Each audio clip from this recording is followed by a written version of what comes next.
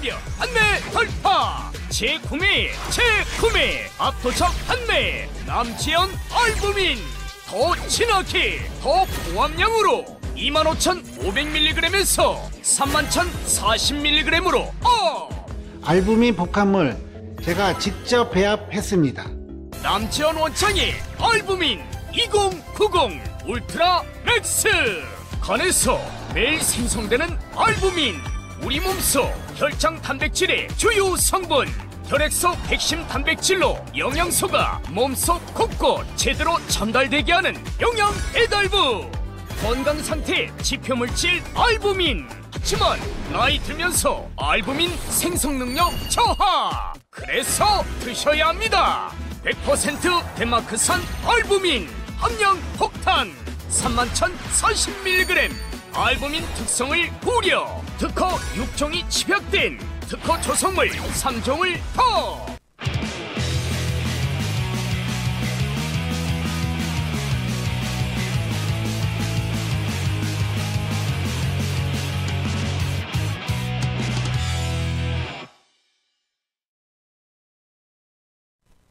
안녕하세요 시청자 여러분. 언제나 평일 오후 2시를 지키는 어느새 50만 구독자를 갖게 된 아시아투데이TV 장예찬의 정치 펀치입니다. 여러분의 성원 덕분에 우리 아시아투데이TV에서도 나날이 많은 분들의 여론이 모아지고 있는데요. 오늘은 많은 분들이 기대하시는 국민대변인, 국민의힘 이준우 대변인 모시고 아침에 있었던 헌재 탄핵 심판에 대한 정밀 분석부터 앞으로 굵직한 현안들, 이것이 대통령 탄핵 심판 선고에는 어떤 영향을 미칠지 등등에 대한 이야기 자세히 짚어보도록 하겠습니다. 대변인님 안녕하세요. 네, 안녕하세요. 반갑습니다. 이준우입니다. 네, 지난 일주일 사이에도 참 많은 일이 있었잖아요. 네, 그렇습니다. 네, 대변인님께서 가장 눈여겨본 이번 주에 이 뉴스가 가장 중요하다 할 만한 소식 어떤 게 있을까요? 네, 어제 결정이 나왔죠. 아, 오늘인가요? 네, 오늘 오전. 오늘 오전에 나왔죠. 네, 탄핵이 전부 다, 기각이 됐습니다. 만장일치죠. 이제 감사원장과 이제 이창수 이제 서울중앙지검장 등 검사 3명 포함해서 4명에 대해서 전부 다 만장일치로 헌재에서 탄핵이 기각됐습니다. 네. 원래 이게 사실 예상됐던 일이에요. 그렇죠. 예상됐던 일인데, 헌재 이거를 빨리 판단하지 않고 또 90일 넘게 시간을 끌었다. 감사원장 같은 경우는 거의 100일 거의 다 됐더라고요. 98일인가 만에 판단했는데 왜 이렇게 시간을 끌 수밖에 없었느냐. 끌 수밖에 없으니가 아니라 시간을 끈 거겠지요. 민주당에서는 정부가 일을 할 수 없도록 국무위원을 자리에서 끌어내리는 거고 거기에 손뼉을 맞춰주면서 헌재는 최대한 직무 공백 상태를 만들었던 거고 어쨌든 그 기간에 100일이나 걸렸고 이렇게 탄핵 사유가 없는 경우는 빨리빨리 심판을 해가지고 빨리 직무 복귀를 시켜야 한다. 그런 점에서 굉장히 늦었지만 굉장히 좋은 결과가 나왔지만 늦은 면에서는 굉장히 좀 아쉬움이 많이 큰 그런 탄핵 결정이라고 생각합니다. 네, 그래서 결국 탄핵을 통과만 시키면, 가결만 시키면 직무가 정지되는 지금의 제도, 그리고 탄핵을 무리하게 밀어붙인 정당에게 어떤 페널티나 손해가 주어지지 않는 제도의 맹점을 보완하지 않으면 계속해서 우리 윤석열 대통령 돌아온 이후에도 민주당이 뭐 50번, 60번 탄핵을 이어갈 수 있는 거잖아요. 그런 부분에 대한 제도적 보완까지도 정치권에서 논의가 필요한데 이 이야기 나중에 좀 짚어보고요. 우선은 차분하게 오늘 헌재 판결부터 하나하나 조목조목 정리를 해드리겠습니다. 가장 먼저 오전 10시에 최재 감사원장에 대한 탄핵 심판이 있었습니다. 여러분 뉴스 보신 것처럼 8대 0으로 전원일치 판결이 나왔는데요. 세부적으로 따져보면 굉장히 중요한 부분이 많아요. 제가 판결문이 이게 한 55페이지 정도 되더라고요. 최재 감사원장 판결문만. 이거를 다 꼼꼼하게 읽어보고 왔는데 일단 이 중에 소수 의견이 나온 부분이 있어요. 네. 별개 의견이라고 해서 이미선, 정계선, 정정미 3명의 좌파 판사들이 감사원이 훈령을 고쳐서 국무총리에게 감사 청구권을 줬거든요. 네. 그 부분은 위법이라고 판결을 했고 또 국회가 요청하는데 감사원 회의록을 보여주지 않은 것도 위법이라고 했습니다. 다만 그 위법이 파면에 이를 정도는 아니기 때문에 탄핵에 대해서는 8대 0으로 전부 다 기각이 나왔어요. 일단 이 소수의 별개 의견에 대해서 먼저 한번 짚어볼게요. 3명의 별개 의견이 총리의 감사 청구권 이 부분에 나온 거 혹시 어떤 정치적 또는 사법적 의미가 있을지 대변인님은 좀 어떻게 보십니까? 네.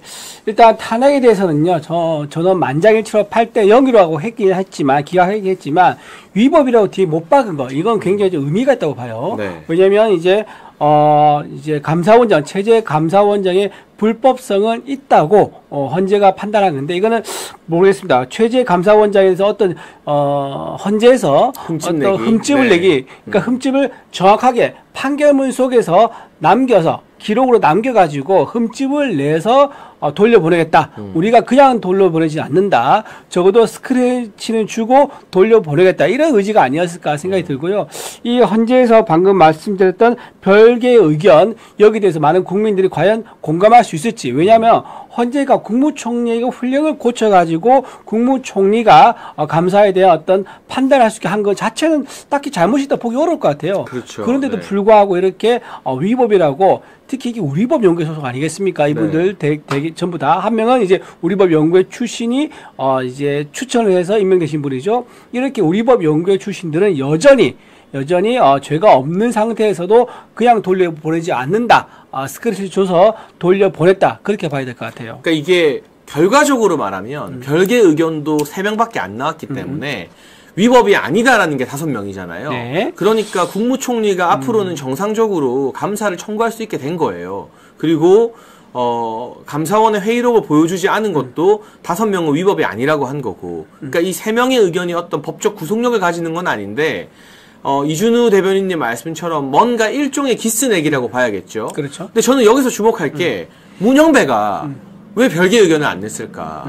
이게 상식적으로 이미선, 정계선, 정정미가 별개 의견으로 이 최재해 감사원장한테 스크래치를 냈으면, 네. 흠집을 냈으면 문영배도 같이 별개 의견을 내서 이게 4대4 균형을 맞추는 게 우리가 생각하는 일반적인 헌재 내의 진영 공식인데 문영배는 여기서 별개 의견을 안 냈거든요.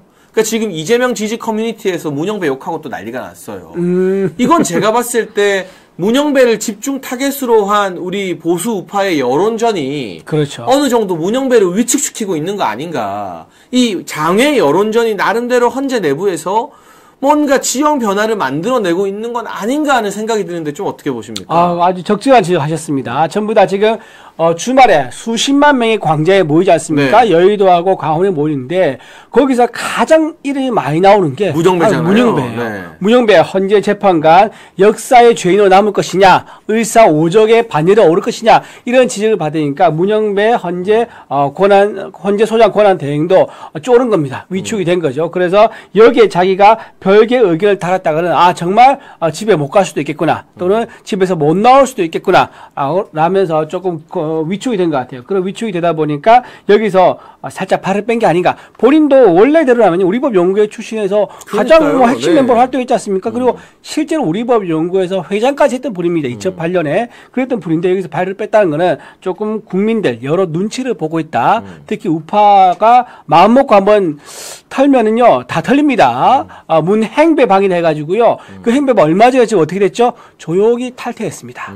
문행배방에 원래 본인이 10년 넘게 활동하던 동문회 방인데요. 거기서 얼마 전 조용히 잠잠해지니까 조용히 그 커뮤니티에서 탈퇴를 했다고 합니다. 이게 뭡니까? 국민들 눈치를 보는 겁니다. 그래서 이번 별개 의견 낼 때도 아마 본인이 좀 발을 빼지 않았는가 그렇게 생각이 듭니다. 그러니까 지금 뭐 조중동이나 네. 일부 언론에서 또는 에헴 하면서 선비질하는 중도거리는 정치평론가나 일부 정치인들이 장애 여론전, 우리가 광화문과 여의도에서 집회하는 거 이런 게 소용없다. 막 이런 식으로 이 시민들의 이 자발적인 의지와 열정을 폄하했잖아요. 근데 저는 오늘 이 최재해 감사원장 탄핵 심판에서 별개 의견을 좌파들이 쫘르르 냈는데 문영배만 빠진 걸 보고 이게 효과가 없는 게 아니구나. 그리고 그렇다고 해서 문영배가 과연 윤석열 대통령 탄핵 심판에서도 기각이나 각하를 할지 이건 모르겠어요. 저는 그렇죠? 그 기대는 별로 안 해요. 4대4만 나오면 된다고 보는데 다만 이렇게 여론전을 통해서 문영배가 위축되는 것만 해도 헌재 재판관 8명이서 회의를 하는 걸 평의라고 하잖아요. 네, 그렇죠? 이 평의를 막 1주, 2주 하다가 마지막 평결을 통해서 결론을 내는데 문영배가 발언권을 세게 행사하지 못하고 소위 말해서 목소리 크게 못 내고 위축되는 효과만 보여도 상당히 그 평의에서 보수 성향의 재판관들이 자기 이야기를 할 수 있는 공간이 더 넓어지는 게 아닌가. 결코 우리의 여론전이나 장애 집회, 문영배의 저 행범방을 발굴해내고 했던 게 무의미한 짓이 아니었다. 그렇죠. 이게 신경을 안 쓰면 이 엄혹한 시기에 문영배가 카페 탈퇴할 리가 있나요? 그렇죠. 그거 탈퇴한다고 뉴스가 더 많이 났어요. 그래서 탈퇴하고 또 거기서 자기가 올렸던 답글들 다 지우더라고. 네. 삭제하다고 또 재판 또 빠지기도 하고 네. 자료도 비웠었죠. 그러니까 이게 엄청 신경이 쓰인다는 뜻이잖아요. 멘탈이 흔들린다는 뜻이거든요. 네네. 그게 저는 오늘 최재 이 감사원장의 별개 의견에서 3인이 별개 의견을 냈다는 거예요. 4인이 아니라. 그래서 처음에 이름을 못 봤을 때는 당연히 문영배, 이미선이 들어가고 정정미 들어갈까? 정계선, 정정미 중에 누가 빠졌을까 생각했는데 판결문 받아보니까 이게 웬걸? 문영배가 빠져 있어요. 그러니까 우리가 더 막판 스퍼트를 내고 지금 방심하지 말자는 댓글들 많이 나오는데 방심 절대 안 합니다. 방심하지 않고 계속해서 장애 집회, 민주당보다 더 많은 세를 보여줘야 되고 여론전, 오늘도 국민의힘 여러 의원들이 어제 82명이 결의문 헌재 냈잖아요. 그거 사인하는 26명 저희가 아투에서 공개해가지고 그 영상도 뜨거운 이 반응이 있었는데 조회수가 폭발했는데 그분들이 또 헌재 앞에서 기자회견 했거든요. 이런 식의 여론전을 계속 가하는 게 의미가 있다. 헌재 내부의 재판관들을 위축시키거나 이렇게 소극적으로 만든다, 좌파 재판관들을. 그런 좀 소기의 성과를 확인한 이 5대3 소수 의견이 아니었나 싶습니다. 오늘 이 별개 의견 이 결과 나온 거 보고 재판관 명단을 보고 가장 짜증이 났을 사람이 누굴까요? 이재명 아닐까요? 이재명이죠. 형배야, 네가 왜? 이것도 네가 왜 얘기 이름이 없니?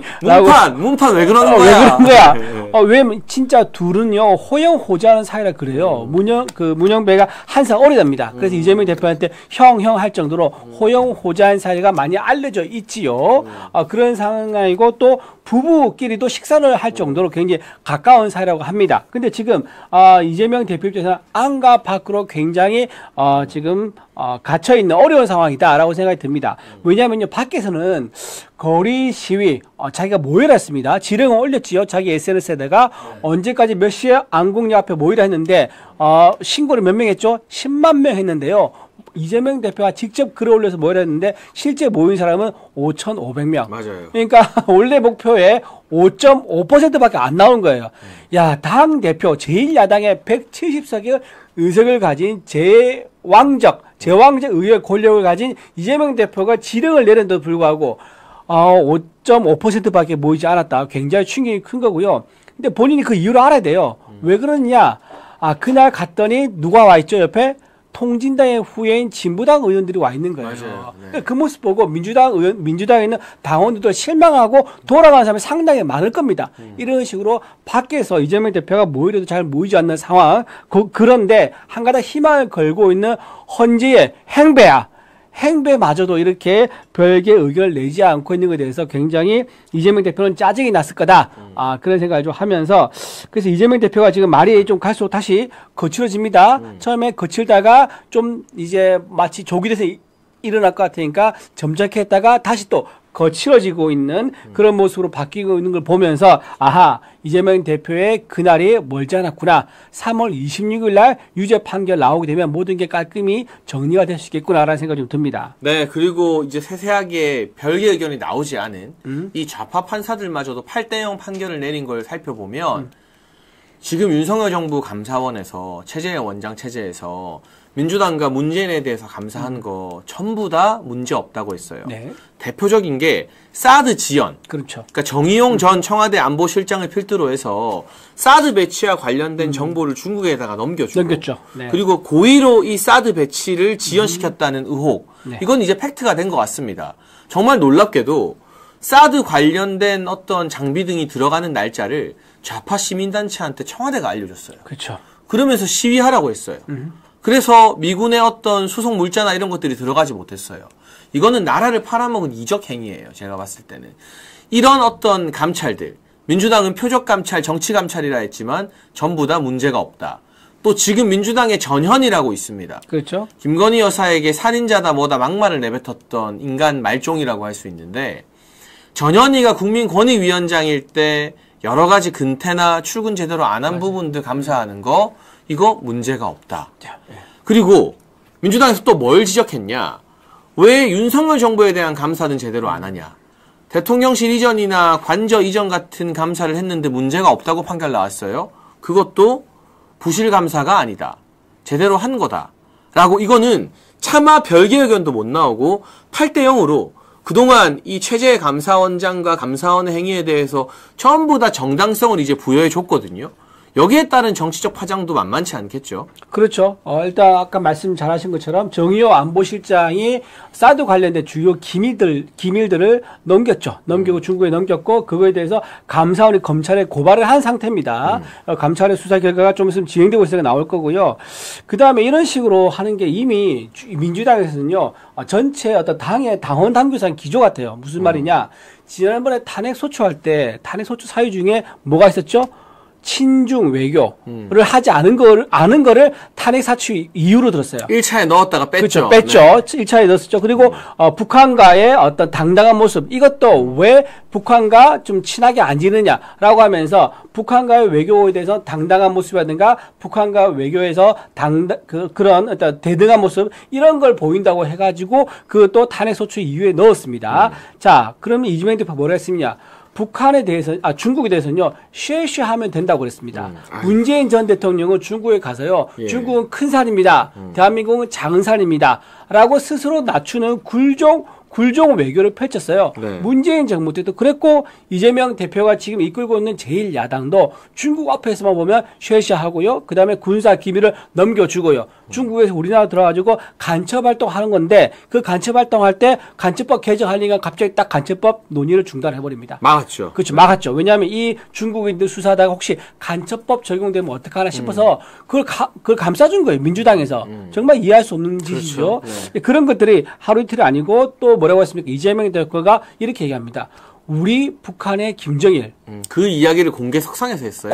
공개 석상에 라이브에서. 저희가 지어낸 게 아니에요. 아닙니다. 영상이 다 남아 있어요. 영상이 다 남아 있는데 네. 우리 북한의 김정일을 얘기했고 그다음 뭐였냐면 김일성에 대해서 우리 선대께서 해온 그러한 노력들이 폄훼되지 않도록 이러면서 북한에 대해서 굉장히 추종하고 떠받드는 네. 주체 사상을 혹시나 추종한 게 아닌가 싶을 정도로 그런 말을 공개 석상에서 했단 말입니다. 그런 맥락에서 보면 지금 최재 감사원장이 이거에 대해서 국헌을 오히려 문란하게 하고 우리나라 이제 그 법에 나와 있는 거죠. 법에 나와 있는 그 적국 그러니까 주종은 적국은 북한에 되어 있죠. 그 북한에 대해서 제대로 대응하지 않는 이런 그 정보의 유출이라든가 기밀에 대해서 감사한 것은 대단히 잘한 일이다라고 평가받고 할 수밖에 없는 거고 또 하나 원전 관련돼서는 왜 원전의 경제성 있지 않습니까? 그걸 통계를 조작해가지고 일부러 멈췄죠. 이미 4천억이나 들어가지고 재가동시킬 수 있는데 수명 연장할 수 있는데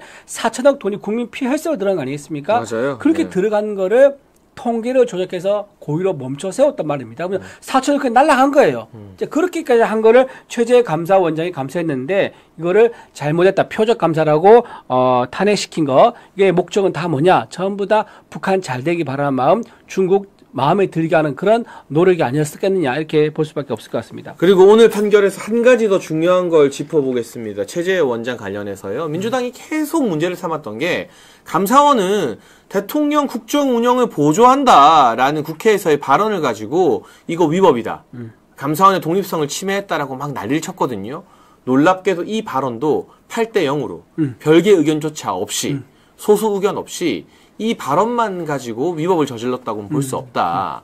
대통령이 국정 전반을 책임지는 자리이기 때문에 감사원이 열심히 일하는 것 자체가 그 국정 운영에 도움이 되겠다는 방향으로도 이해할 수 있다라는 게 판결문에 적시가 돼 있어요. 그렇죠. 네. 그럼 이게 뭐냐?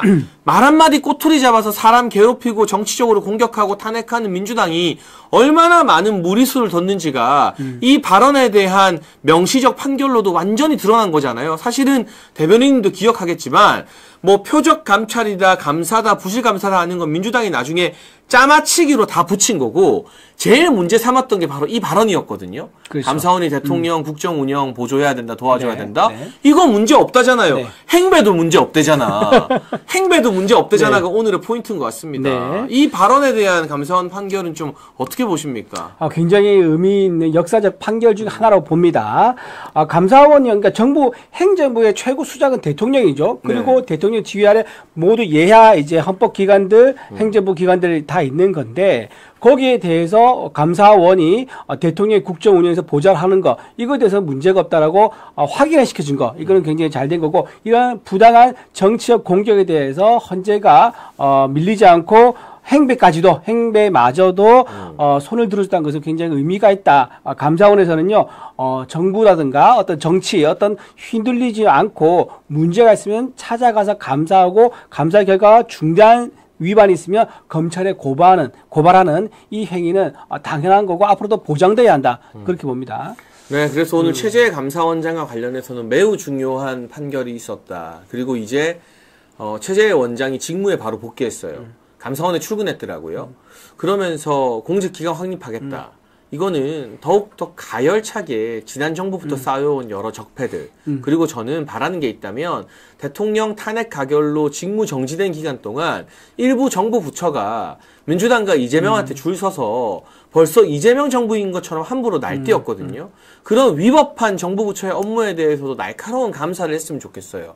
원래 탄핵에서 돌아오면 네. 살아 돌아오면 더 강해지는 거거든요. 더 힘을 받죠. 왜냐하면 2번, 3번 탄핵하는 건 사실상 거의 불가능하지 않겠습니까? 그렇죠? 뭐 특수 상황이 아니고서야. 네. 그렇기 때문에라도 최재 원장이 이제는 위축될 필요 없이 더 강력하게 전 정부나 이 민주당에게 줄선 공무원들, 정부 부처에 대한 감사를 강하게 할 것을 좀 기대해봐도 되겠습니까? 그럼요. 그래서 네. 지금 감사원에서는요, 이 정치질 하는 공무원들에서는 단호하게 철퇴를 내려야 되고요. 현재 공무원들은 정치가 아니라 행정부, 그러니까 정당의 국민으로부터 선택받은 정부가 일을 하는 데 있어 가지고 실행하는 중요한 역할을 맡고 있습니다. 맞아요. 그래서 네. 정치가 아닌 행정 관료로서의 역할에 충실해야 한다. 함부로 민주당이라든가 어떤 정치인에게 고기를 갸웃거리는 또는 먼저 연락하는 그런 일은 없어야겠다. 그렇게 생각합니다. 네, 리아님 슈퍼챗으로요. 헌재 앞에서 또 한 번 만세를 외쳐봅니다. 두 분도 화이팅이라고 화이팅. 아이고. 기분 좋은 슈퍼챗 보내주셨습니다. 너무 감사합니다, 리아님. 그리고 오늘도 저희 채팅창 관리해주시는 박경현님과 함께해주시는 구독자분들 너무 감사한데요. 보시면서 생방 중에 좋아요 꼭 눌러주시고요. 아시아투데이 TV 100만을 가야 되니까 구독 버튼도 부탁드립니다. 50만 넘었다고 축하한 게 이틀 전인데 벌써 50만 5천이 되었네요. 모두 여러분 덕분입니다. 오늘 또 중요한 네. 헌재 선고가 있었습니다. 네네. 이걸 한번 짚어보고 이제는 민주당을 어떻게 심판할까에 대한 이야기로 연결해 보려고 하는데요.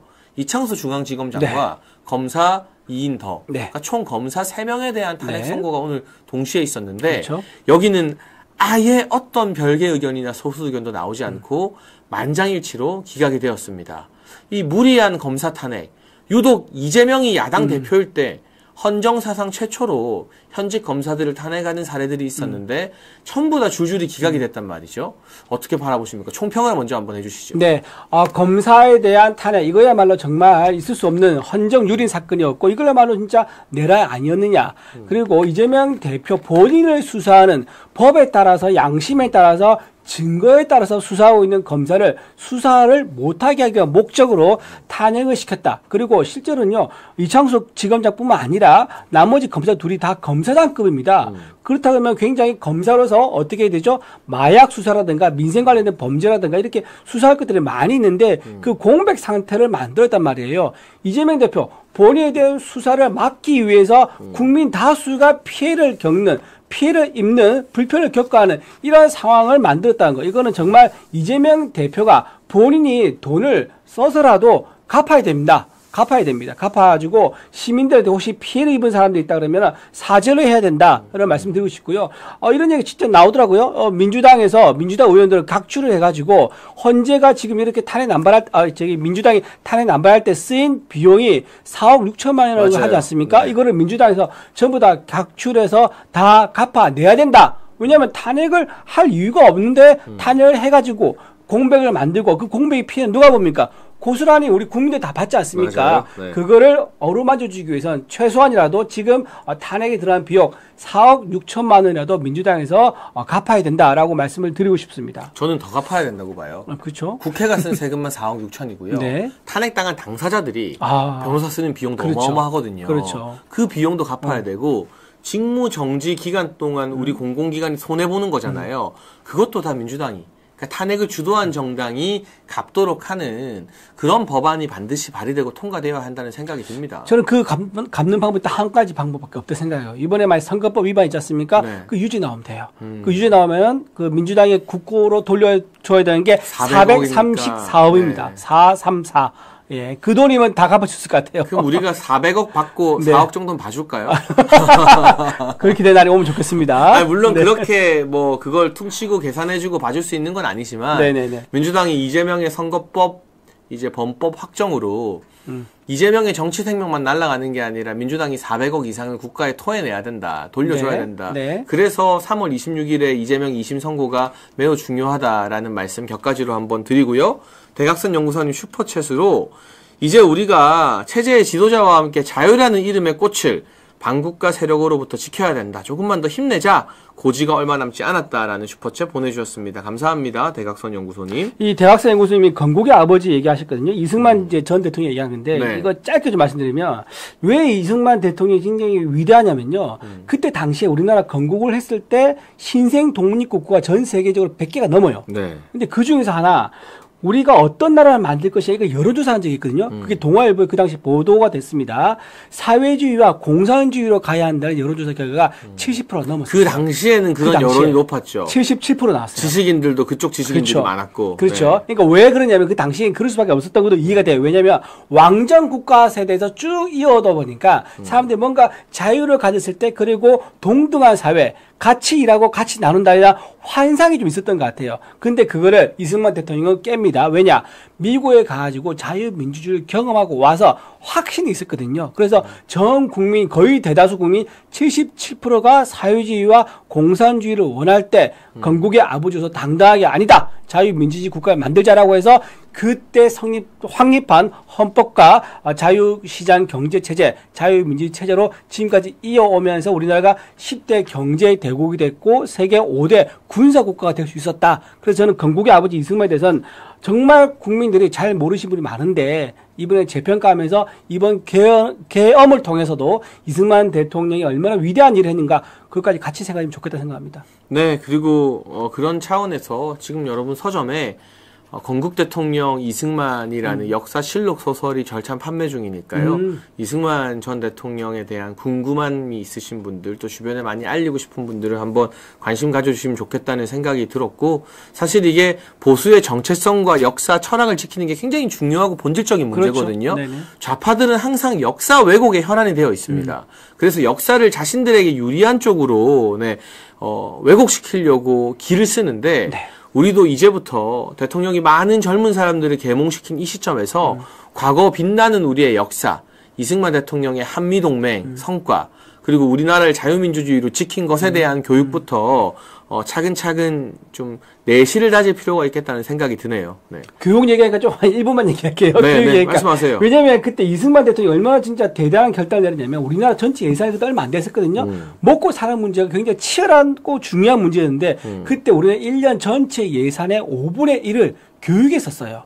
우리나라는 자원도 없고 기술도 없기 때문에 오직 교육밖에 없다. 인재를 키워가지고 기술을 만들어야 된다. 그래서 교육에 투자했는데 그게 전체 예산의 5분의 1이어야 된다. 그리고 그때부터 초등학교 의무교육이 이승만 대통령 때 시작이 됐다는 거. 거기까지만 말씀드리겠습니다. 네, 아주 중요한 이야기 때문에 저희가 잠깐 옆 동네로 갔다 왔고요. 네. 지금 다시 또 네. 검사 탄핵과 관련된 이야기를 해보면 좋습니다. 이번에 검사 3인에 대해서 8인이 모두 다 기각 판정을 내리면서 굉장히 중요한 판결들이 나왔습니다. 네. 이게 김건희 여사 도이치모터스 수사 불기소했다고 탄핵을 시킨 건데 이거 문제없다.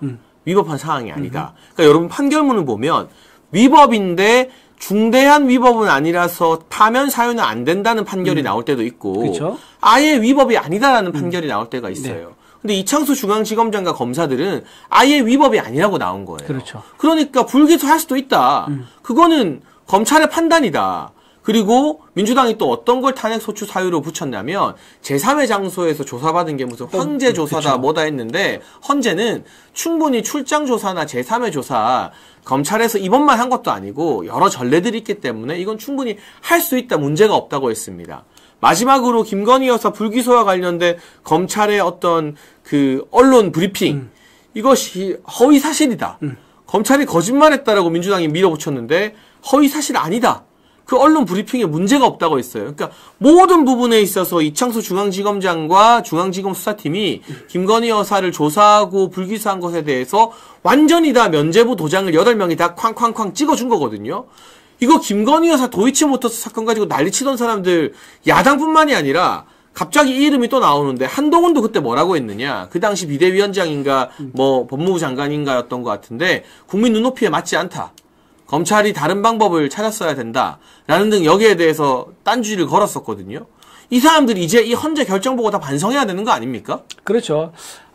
여러분들 중에서 일부 주변에 그런 사람이 있었을 겁니다. 뭔가 있으니까 저렇게 민주당에서 난리친 거 아니야? 그리고 김 여사 저렇게, 김 여사 관련된 무슨 보도 같은 게 특히 좌파 매체도 있지 않습니까? 그런 데서 다큐식으로 해서 보도를 내면 그걸 가지고 야, 정말 뭐 있다. 또는 함정 카메라, 몰래 카메라 가지고도 사람들이 오해를 하고 착각을 많이 했었는데 그야말로 정말 민주당의 아주 정교한 함정이고 정교한 선전선동이었다는 게 이번 헌재 판단에서 담겨있다고 보는 거예요. 네. 헌재 판단에서 방금 말씀 잘하신 것처럼 모든 것이 검사들의 판단에서 무리가 없었고 위법 사항이 없었다. 그리고 위법 사항이 있었지만 중대한 탄핵 사유까지는 안 된다. 이런 게 있었다 그러면 뭐 이런 말 못합니다. 하지만 그런 게 아니라 전부 다 위법 사항이었고 전부 다 검찰에서 고유한 독립적 판단을 했다고 확인을 해줬기 때문에 여러분 김건희 여사 관련된 불기소라든가 여러 의혹도 있지 않습니까? 거기에 휘둘릴 필요가 없고 자신 있게 당당하게 어디 가서 말씀하셔도 된다. 헌재가 확인해지고요. 여기 헌재에서 확인해줬는데 더 이상 어디 가서 무슨 방법으로 확인을 합니까? 이 부분들을 좀 주변에 많이 알려주면 좋겠다. 그런 생각도 합니다. 그러니까 저는 기자들이 이거 야당한테는 물어보나 안 하잖아요. 근데 한동훈한테 이 질문 꼭 던져봤으면 좋겠어요. 헌재가 문제 없다는데요. 네. 그때 출장 조사 가지고 한동훈이 국민 눈높이에 안 맞다. 예. 엄청 시비를 걸었어요. 아니 이거 헌재가 다 위법하지 않다는데요. 하다못해 그 좌파 판사들마저도 행배마저도 문제가 없다고 8대0을 내렸는데 당신 그때 김건희 여사 걸고 넘어졌던 거 국민 눈높이 운운했던 거 입장 번복 없냐 이 질문을 꼭 했으면 좋겠고 좌파들이 김건희 여사를 약한 고리로 공격하면서 윤석열 정부를 무너뜨리려고 했던 김건희 악마화 프로젝트의 일환입니다. 그러니까 김건희 여사에 대해서도 정당한 비판과 견제는 얼마든지 할 수 있죠. 그죠? 다만 하지 않은 일, 부당한 일, 법을 위반하지 않은 일을 가지고 완전히 한 사람을 악마로 만들어버렸잖아요. 저는 그 부분에 대해서 그 악마와에 동조했던 세력들, 여당 내에서도 김건희 여사를 비판하고 비난했던 세력들이 이번 헌재의 판결을 계기로 좀 반성하고 자중하는 모습을 보여줘야 되지 않을까 싶습니다. 북한에서 내려보낸 지령이 있습니다. 민노총에 내려보낸 지령이죠. 그 네. 판결문에 나와 있는 내용 그대로 좀 말씀드릴게요. 그 윤석열 대통령과 윤석열 대통령 가족을 집중적으로 공격하라. 그렇게 해서 탄핵의 불씨를 피워라라는 그 지령문의 문장이 그대로 있습니다. 자, 이게 어떻게 넘어가서 활용이 실제됐는가? 아마 민노총에서 글을 수료하고 나서요. 아마 이거를 살짝 민주당에다 언지를 준 것 같아요. 형님, 북한에 있는 김정은 수령한테서부터 지령이 내려왔습니다 하면서 언지를 주면서 딱 보니까 아하, 좋다.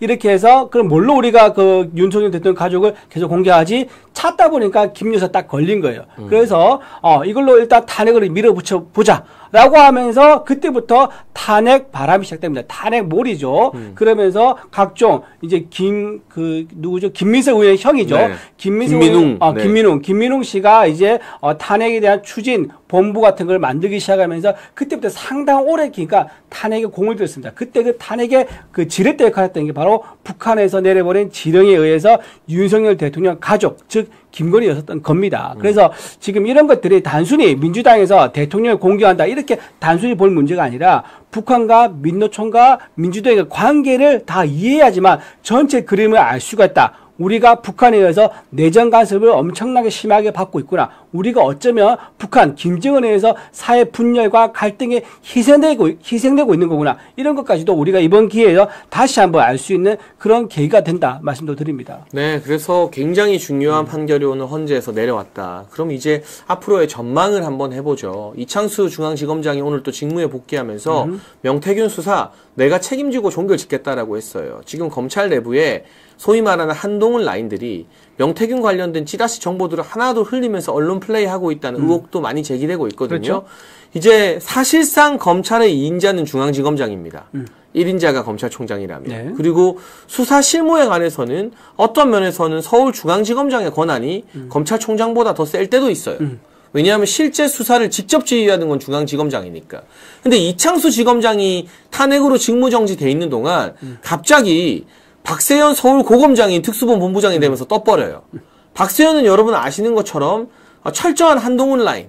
한동훈의 고등학교 1년 후배입니다. 현대고. 네, 근데 이제 진짜 2인자인 이창수가 복귀했기 때문에 박세현 특수본부장의 힘이 좀 빠지고 심우정 총장도 함부로 못하는 게 이제 이창수 중앙지검장이거든요.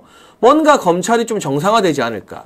그리고 이창수 지검장이 없을 때 어떤 일들이 벌어졌느냐. 검찰에서 일방적으로 문재인의 그 와이프 김정숙. 예. 갑자기 이름이 생각 안 났어요. 김정숙. 예. 생각하기도 싫어가지고. 김정숙의 예. 그 인도 관광 의혹이나 뭐 관봉꽃 옷 구매 의혹 등에 대해서 그냥 불기소 무혐의를 때려버렸어요. 맞아요. 근데 이 문재인 수사를 가장 철저히 한 사람이 바로 이창수 중앙지검장이거든요. 전주지검장 때부터. 근데 지금 이제 사위 뇌물 사건은 그대로 남아있어요. 네. 이런 문재인 관련된 수사들이 이창수의 복귀로 좀 속도를 다시 한번 당기게 되지 않을까요? 네, 그렇게 될 거라 보고요. 또 그렇게 해야 하고요. 더군다나 방금 잠깐 말씀드렸지만 박세현 고검장이 특수본부장 이분은 한동훈 대표의 고등학교 1년 후배. 근데 이분이 이번에도 좀 화제가 됐습니다. 왜냐하면은 검찰총장과 대검 지휘부가 구속 취소 지휘를 구속 취소에 대한 이제 석방 지휘서죠. 그거를 이제 결정을 내렸는데 밑에 있는 이제 일선 검사들이 계속 반대하면서 버텼다고 하는 거예요. 누가 반대하고 버티지? 그러니까 박세현 이 특수본부장이 아니었느냐 그런 얘기 흘러나오고 있습니다. 왜냐하면 만약 윤석열 대통령이 구속 취소돼가지고 관제에 돌아졌습니까? 가장 위협을 느낀다고 생각하면 누구겠습니까? 이재명 대표가 1순위인 거고 2순위가 바로 한동훈 대표 아니겠습니까? 한동훈 대표는 지금 본인이 조기 대선을 지금 염두에 두고 있고 마치 대선 뭐 선거운동 하는 것처럼 전국을 돌아다니고 있었어요. 북 콘서트를 열고 있었죠. 서울에서 한 번 열었는데 부산 가서 또 열고 했는데 지금 그게 전부 다 올스탑 모두 취소됐습니다. 원래 전국에 다 돌기로 했거든요. 광역시도. 왜냐하면 부산에서 그 북콘서트 보러 온 사람보다 욕하러 온 사람들이 더 많은데 대구 가면 죽어요. 그러니까요. 예. 대구 장난 아니에요. 네. 대구는 총선 때도 한동훈이 오니까 그 도태우 변호사 공천 짜는 거 가지고 대구 시민들이 왜 공천을 그따위로 하냐고 막 항의하고 그랬거든요. 그때 그 정도였는데 지금 대구 가면 북콘서트가 아니라 도망 다녀야 돼요. 그렇죠. 예. 그래서 본인이 느꼈을 거예요. 네. 제가 이제 북콘서트 부산에서 했는데 북콘서트 하는 그 조그만 텐트가 있습니다. 거기에 보니까 야 진짜 재밌는 그림 나오던 거예요. 윤석열 대통령 지지한 세대가 어떤 세대죠? MG 2030 맞아요. 세대입니다. 근데 네. 한동훈 전 대표를 지지하는 사람들 어떤 분들이죠? 2030 생들이에요. 주로. 사진 보면 알 수 있습니다. 네. 왜 그런지. 네. 그런데다가 바로 앞에서 이제 한동훈 전 대표를 규탄한 사람들은 수천 명이 모여 있는 거고 자기들 이제 지지자들은 수십 명이 모여 있다 보니까 이건 비교가 안 되는 상황이죠. 그런 상황에서 지금 이제 박세현 어떤 그 특수본부장이 자기 선배 한동훈 대표를 좀 지켜주기 위해서 석방을 그 취소를 지휘를 안 하고 버텼었는데 그마저도 결국은 대검과 검찰총장에서 지휘권을 발동을 해가지고 정상화시켰단 말이에요. 어쨌든 저는요 27시간인가요? 24시간인가? 27시간인가? 27시간 정도는 대통령이 불법 구금되어 있었다고 저는 봅니다. 그렇죠. 그래서 네. 불법 구금에 대한 책임을 바로 그때 검찰총장의 석방 지휘서에 대해서 바로 이행하지 않고 거부했던 그 인사들을 특정시켜가지고 불법 구금에 대한 책임도 반드시 이번 기회에 져야 한다. 저는 그렇게 봅니다. 네, 사실은 서울고검장이면 직제상으로 높은 자리지만 그렇죠. 검찰에서 원래 실권이 없는 자리예요. 고검장이라는 것은. 근데 고검장에게 특수본부장을 맡겼다. 이창수가 없을 때 마치 의도적으로 뭐랄까요. 민주당 수사를 열심히 하고 의리가 있는 충신들을 배제하는 그런 배신의 쿠데타가 검찰 내부에서 일어났던 건 아닌가 의심스러운데 이창수 중앙지검장과 관련 검사들의 복귀로 검찰 내부의 기강도 다시 한번 확립되지 않겠나 하는 기대감을 조심스럽게 가져보고요. 대통령의 석방으로 가장 곤란한 건 이재명이 아니라 한동훈이라는 정치권의 평가가 있거든요. 바로 그런 점 때문에 한동훈 라인인 박세현이 불법 구금을 자행하면서까지 이 석방 지위에 반대하면서 항명한 건 아닌가 하는 것들이 점점 실체로 확인되고 있는데 여기서 이제 탄핵에서 대통령 구속 취소와 관련된 것들로 한번 넘어가 보겠습니다. 일단 앞서도 언급을 잠깐 했지만 이런 무리한 탄핵 다시는 반복되지 않도록 강력한 브레이크 제도가 필요하다는 데는 많은 국민들이 공감대가 있을 것 같아요. 그렇죠, 대변인님. 네, 그렇죠. 우리가 아까 그 탄핵 심판에 들어가는 막대한 비용을 탄핵을 주도한 정당이 물게 하자라는 이야기도 했는데 뭔가 이게 직권남용으로 고발을 하든 무고죄로 고발을 하든 너무 어이없는 탄핵 기각에 대해서는 그 탄핵안에 사인한 국회의원들이 책임지는 그런 법안을 진짜 이번 국회에서 논의하고 민주당이 통과 안 시켜주면 다음 총선 때라도 이걸 공약으로 만들어서 통과시켜야 될 것 같아요. 맞아요. 지금 그런 입법이 필요할 정도입니다. 왜냐하면 그전에 필요 없었다는 게 대다수 국민들과 국회에 공감대가 있었어요. 왜 그러냐면요.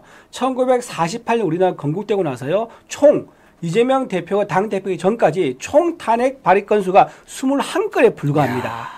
총 21건인데 이재명 혼자 그걸 다 이재명 혼자가 30건 한 거예요. 와. 29건 한 거죠. 네. 여기서 만약에 지금 심우적 검찰총장과 그다음에 최상무 대대행까지 하게 되면 31명 되지 않습니까? 네. 그러면 무슨 베스킨라빈스도 아니고요. 아이스크림에 중독된 것처럼 베스킨 탄핵스 이런 말까지 나올 정도로 지금 탄핵에 중독되어 있다. 근데 이 중독 끊기 위해서는 제도적인 보완책이 필요하다라고 생각하고 글쎄 입법 절차로 어떻게 할지 만약에 탄핵 발의한 이제 의원이 만약에 기각돼서 돌아올 경우에 어떤 식으로 책임을 져야 되는지 여기 대해서는 조금 머리를 맞대가지고 논의를 해야 될 것 같은데 어쨌든 이런 식으로 무책임하게 정치 공세용으로 또는 정부 기능 마비용으로 탄핵에 발의되게 하는 것은 만큼은 한 번쯤 브레이크를 분명히 거는 제도가 필요하다. 그렇게 말씀드립니다. 그러니까 탄핵 가결되면 즉각 직무 정지되는 조항에 대한 검토가 필요한 것 같아요. 그것도 좀 필요할 것 같네요. 네, 그죠? 왜냐하면 그게 다 목적이지. 공공의 그게 어떤 목적이 손해이기 돼버린 때문에 거죠. 그냥 그죠? 직무 정지만을 노리고 네. 안 될 거 알면서도 알면서도 탄핵하는 안 거죠. 거거든요. 네, 그렇죠. 그러면 지금 이창수 중앙지검장님이 직무 정지되어 있는 동안 문재인 무혐의 받은 게 몇 건입니까? 아까 말한 김정숙 여사 건. 그리고 최재 감사원장이 직무 정지돼 있는 동안 감사원장 대행이 누구였느냐? 문재인이 임명한 아주 강성 민주당 성향의 사람이었어요. 네. 그 사람이 윤석열 정부를 노리고 관저와 관련된 것들 감사하겠다라고 일방적으로 의결을 날치기로 막 해버렸거든요. 그러니까 이런 직무 정지만으로도 정치적 목적을 얻게 되는 구조이기 때문에 탄핵이 확정돼서 인용되기 전까지는 직무를 계속 보게 하는 것도 하나의 보완책이 아닐까 싶은 생각이 듭니다. 그런 방법도 있죠. 예, 그런 방법도 있을 것 같고요. 또 탄핵을 이제 대표 탄핵안 발의할 때 그 요건을 좀 더 이제 까다롭게 한다는가 이런 방법도 좀 검토해 볼 필요가 있는 것 같아요. 그러려면 이제 아마 개헌까지도 논의를 해야 될 겁니다. 왜냐하면 그 정족수라는 게 있거든요. 정족수를 개헌 논의까지 들어가서 손을 보는 방법도 있을 것 같다. 그러니까 그렇게까지 좀 생각해 본 것 같아요. 네, 그래서 이게 150석으로 탄핵을 하는 게 너무 가벼운 것 아니냐. 네. 뭐 그런 비판도 많이 제기되고 있기 때문에. 왜냐하면 300석 중에서 150석이면 사실 그런 경우는 그렇게 어렵지 않거든요. 우리 그러니까 역사에서. 보통은 150석이 넘어도 그렇죠. 우리 역사에서 통틀어서 21번밖에 안 했다는 건 그렇죠. 이 탄핵안을 절제해 왔다는 뜻인데 그렇죠. 이제는 이재명과 지금의 민주당처럼 절제 안 하고 정말 난사하듯이 마구잡이로 탄핵을 막 쏘아대는 이런 괴물 같은 정치인과 정당이 등장했기 때문에 이 제도적 보완책과 정족수 등에 대해서도 다시 한번 고민을 할 필요가 있는 거죠. 네. 맞습니다. 그 87년 체제에서 우리가 그때 방점을 뒀던 거는 독재 정권이 나오면 안 된다. 그거였었군요. 그래서 5년 단임제라는 걸 만들었는데 이제는 세상이 바뀌었습니다. 제왕적 의회 권력을 제어할 수 있는 장치가 필요하다. 이재명이라는 역사적으로 전무후무한 캐릭터가 등장했기 때문에 이거 실존하고 있는 겁니다. 이런 캐릭터 안 나오길 바랐지만 나왔지 않습니까? 그렇기 때문에 제도적으로 이런 두 번 다시 제왕적 의회 권력을 탄생할 수 없는 그런 시스템을 만들어야 된다 말씀드립니다. 네, 그래서 이제 탄핵 이야기 오늘 헌재의 선거와 관련된 앞으로의 전망까지 저희가 다른 어느 방송보다 구체적으로 이준우 대변인과 함께 짚어드렸고요. 대통령님의 구속 취소 석방 상황에 대한 민주당의 딴지가 또 계속되고 있습니다. 오늘 박찬대 원내대표와 민주당 국회의원들이 대검을 항의 방문했다고 하는데 결정적으로 방금 전에 속보가 나왔죠. 대검에서 구속 취소와 즉시 항고 포기 변함없다. 그렇죠. 그러니까 구속 취소가 된 순간 석방이 된 순간 사실상 즉시 항고는 포기한 것과 마찬가지라 이거를 번복할 수 없다는 입장인 것 같아요. 일단 외부에 흔들리지 않겠다는 이런 대검의 입장 발표는 그나마 다행이라고 봐야 되지 않겠습니까? 그렇습니다. 일단 인신구속과 관련된 즉시 항고가 위헌이라고 판단한 헌법재판소의 종전 결정을 존중한다. 이제 그렇게 입장을 밝혔고요. 실제로 이제 항고제도 있지 않습니까? 네. 이제 집행 정지라든가 이런 관련된 건 구속 취소라든가 이런 관련돼서는 위헌이라는 기록이 상당히 오래 쌓여 있습니다. 이게 정립된 어떤 법원의 어떤 그 질서이기 때문에 이거에선 존중을 한다라고 검찰총장이 입장을 지금 밝힌 겁니다. 그런데 제가 여기서 문제 제기를 하고 싶은 것은 어제 국회에 나왔던 천대엽 법원 행정처장이 있습니다. 이게 법원의 행정사무를 관할하는 대법관급 자리이고요. 천대엽 행정처장도 대법관을 역임했던 인물인데 이 사람이 국회에 나와서 구속 취소에 대해서 즉시 항고해서 상급 법원의 판단을 받아봐야 한다라는 답변을 했어요. 대체 언제부터 법원 행정처장이 검찰에 대해서 이래라 저래라 할 수 있는 것인지, 그리고 서울중앙지법 판사의 독립적 판결에 대해서 이런저런 딴지를 붙일 수 있는 것인지 너무나 노골적으로 이재명 편을 드는 것 아니냐는 비판이 국민의힘의 권성동 원내대표에 의해서도 오늘 제기가 됐는데, 천대엽 법원 행정처장의 이 발언 심각한 정치 중립 위반으로 봐야 되지 않겠습니까? 그렇죠. 본인이 지금 검찰을 지휘할 수 있는 권한이 전혀 없습니다. 네. 월권을 행사한 거고요. 또 하나 본인은 지금 무슨 얘기를 제가 하려는지 갑자기 까먹었는데. 네. 지금 그냥 법원 네. 행정처장이니까 법원의 행정과 인사, 예산 이런 걸 그냥 참, 그렇죠. 제가 그 얘기를 했어요. 거죠. 네. 그 얘기를 했어요. 뭐냐면 이 말을 왜 했냐면요. 이거 앞들 좀 상황을 봤더니 이게 질문을 받고 답을 한 게 아니에요. 아, 그래요? 네. 예, 질문을 받고 답을 받아서 즉시 항고를 해야 된다. 아직 항고 기가 남아있다고 말한 게 아니라 본인이 그냥 말을 하면서 아무도 묻지 않았는데 그런 얘기를 했다는 얘기예요. 이게 무슨 말이냐. 상당히 민주당 쪽 혹시 교감이 있었던 거 아니냐? 자기가 앉자마자 이렇게 뜻을 밝힘으로 인해 가지고 한번 흔들어 보자라는 그런 정치에 개입하는 법원처장의 어떤 의도가 있었던 게 아닌가 생각이 듭니다. 왜냐하면 민주당에서 이걸 뭐 질문했다 그러면 답을 할 때 조금 더 매끄러울 수 있어요. 그렇죠. 그런데 이렇게 네. 노골적으로 누가 묻지도 않았는데 스스로 먼저 즉시 항고가 타당하다 또는 항고 기가 남았으니까 지금이라도 언제든지 할 수 있다 말하는 것은 굉장히 이건 정치에 깊숙이 개입하는 아주 이건 바람직하지 않은 그런 행동 같아요. 네, 그런데 이 천대엽마저도 국회에서 어떤 답변도 곁들였냐면, 네. 근데 이거는 위헌 가능성이 높다. 네. 항고를 해도 위헌 판결이 나올 가능성이 높다라고 이야기를 했거든요. 근데 그건 쏙 빼놓고 마치 법원이 더 나아가서 대법원이 즉시 항고를 권유한 것처럼 보도하는 것도 문제고, 어쨌거나 수사기관과 사법부는 서로 독립되어서 영향을 끼치면 안 됩니다. 그렇죠. 당연하죠. 근데 대법관 출신의 법원 행정처장이 이런 발언을 하면 판사들에게도 알게 모르게 영향이 갈 수 있고 대검에도 엄청난 압박이 되는 거거든요. 오늘 장동혁 의원이 또 국회 나와서 민주당에 굴복한 천대엽 이런 이야기도 했더라고요. 그러니까 이 천대엽 법원 행정처장이 언제 대법관이 됐느냐. 김명수 대법원장이 지명한 인사예요. 그런데 그걸 윤석열 대통령이 지명한 조희대 대법원장이 법원 행정처장이라는 최대의 꿀 보직을 또 덜컥 맡겼어요. 그러니까 뭔가 이렇게 철학도 기준도 없는 법원 내 인사들이 법조 카르텔을 자기들끼리의 자리 나눠먹기가 이 천대엽 사태 같은 정치 중립을 훼손하는 사태를 만든 거 아니냐.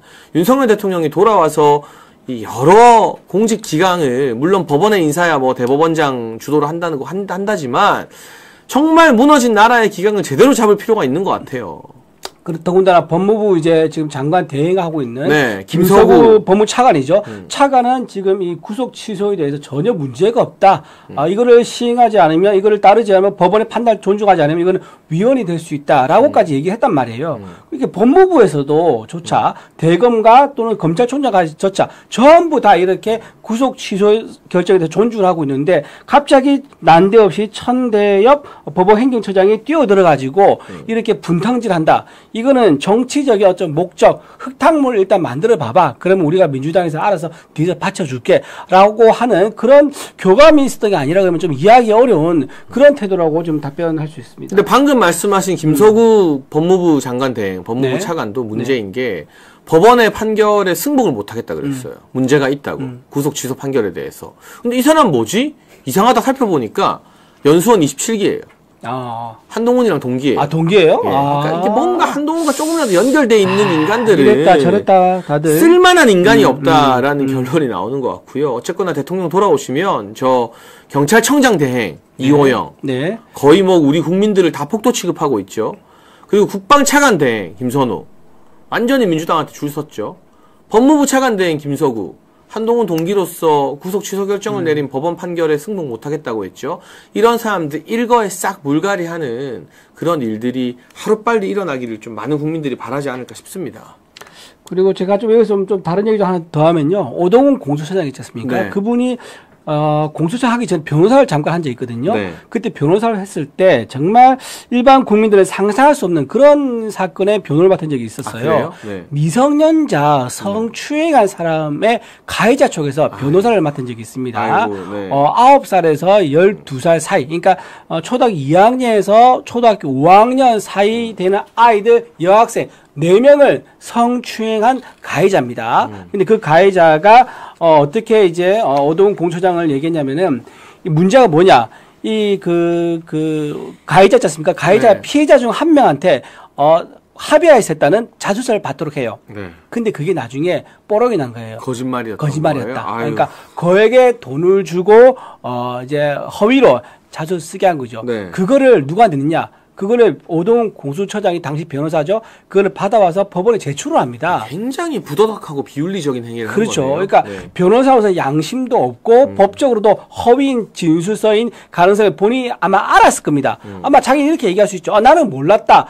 그 가해자의 부모가 피해자한테 가서 받아온 것을 나는 받아서 전담했을 거라고 주장을 하겠지만 글쎄요.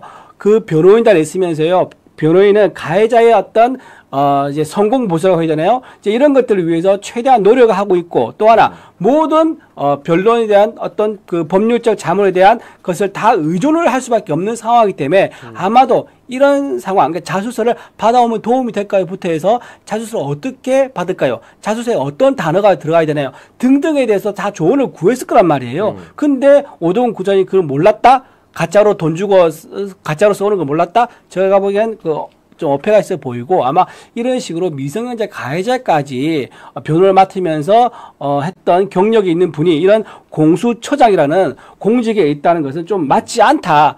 이거야말로 진짜 국민 눈높이에 맞지 않은 거 아니겠느냐 그렇게 말씀드립니다. 그 무능한 오동훈을 공수처장이 추천한 것도 한동훈이라고. 한동훈이 추천했던가요? 네, 그것도 이제 일부 기사와 언론에서 기사화되어 있는 사실이다. 한동훈의 참 마수가 곳곳에 다 있네요. 정말 만악의 근원이다. 네. 라는 생각이 저는 들 수밖에 없는 국면이고요. 마지막으로 이재명 이야기 좀 해보겠습니다. 이재명이 어제 한 방송 프로그램에 나와서 이런 이야기를 했습니다.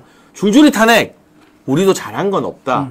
라고 했는데 아니 뭐예요 이거 일일이 다 탄핵해놓고 직무정지를 시켜놓고 이제 와서 줄줄이 탄핵 우리도 잘한 건 없다라고 말한 이 이재명의 속내 이거 굉장히 이중적이고 위선적으로 보이는데 이 발언은 좀 어떻게 받아들여야 될까요? 저는 이재명 대표가 이제 저는 조기 대선 없다고 확신합니다. 하지만 이재명 대표는 조기 대선을 지금 생각하고 있는 거잖아요. 그렇겠죠? 네. 그러니까 본인이 지금 빨리 세탁을 해야 돼. 뭐냐?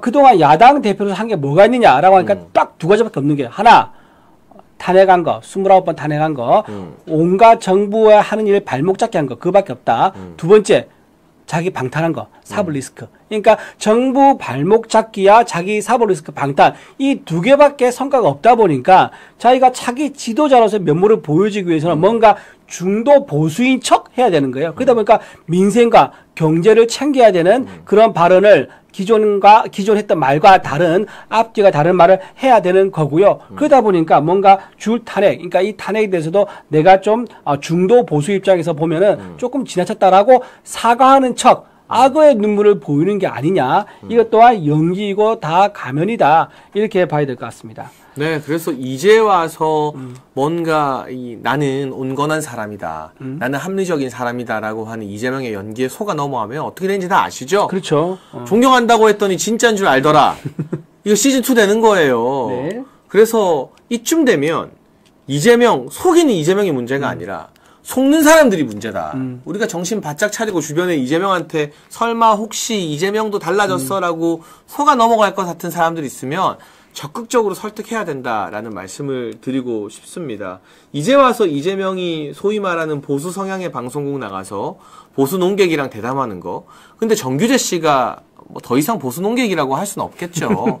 그분 입만 열면 윤석열 대통령에 대한 증오와 분노로 가득해서 온갖 망상에 휩싸인 평론을 내뱉고 있는데 그런 사람을 보수 논객이라고 물타기 해주는 것도 저는 상당 부분 문제가 있다는 생각이 듭니다. 이준호 대변인님 마지막으로 네. 오늘의 줄줄이 8대0 탄핵 기각 여론에서 확실한 민주당 심판 역풍이 불겠습니까? 네, 저는 이재명 대표가 그동안 했던 만행들이 법치주의에 의해서 마지막에 조금 확인이 되는 것 같아서 다행이라는 생각도 들고요. 또 하나 헌재에서 신하고 저는요 이재명 대표 항소심 선고 있지 않습니까? 그 이후 훨씬 뒤로 넘어갈 가능성이 많다 생각이 들고 그리고 그 끝은 그 결과는 반드시 기각이나 각하로 이어질 것이다 저는 확신합니다. 네, 여러분 헌재 줄줄이 탄핵 기각으로 이 민주당의 지나친 탄핵 남발이 국정 마비를 초래했다라는 윤석열 대통령의 주장이 더욱더 설득력을 얻어가고 있는 가운데 이번 주말 총동원 여론전이 예고되어 있습니다. 많은 분들 시간이 되시면 335 헌재 앞이나 광화문 여의도에서 열리는 장애 집회에 참여해서 힘을 보태주시고요. 저희 아시아투데이 TV도 언제나 현장에서 라이브 중계로 함께하겠습니다. 그리고 우리 아투TV와 함께하는 새롭게 리뉴얼된 알부민 2090 맥스 한번 소개해 드릴게요. 울트라 맥스. 알부민은 아시는 것처럼 간에서 만들어지는 혈관 단백질 성분인데요. 간과 심장 컨디션 개선, 피로 회복과 신체 기능 강화에 도움이 됩니다. 우리 아투TV만을 위한 2+1 한정 특가도 준비되어 있으니까요. 아래 전화번호로 주문하시면서 함께 건강을 지키시지요. 그리고 실시간 보신 분들 구독과 좋아요, 댓글 많은 공유와 홍보 부탁드립니다. 오후 2시를 지키는 장예찬의 정치 펀치는 다음 주 월요일에 돌아오도록 하겠습니다. 시청해주신 여러분 감사합니다.